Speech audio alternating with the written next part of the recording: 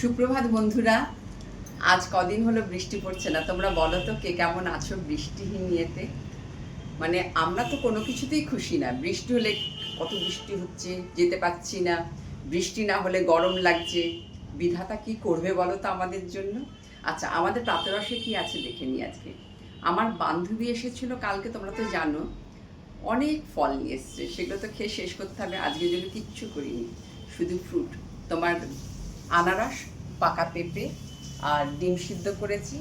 আর আছে আজকে মকাই বাড়ির চা, যেটা আমি আমার গাছের লেমন গ্রাস আর একটু আদা দিয়ে বানিয়েছি।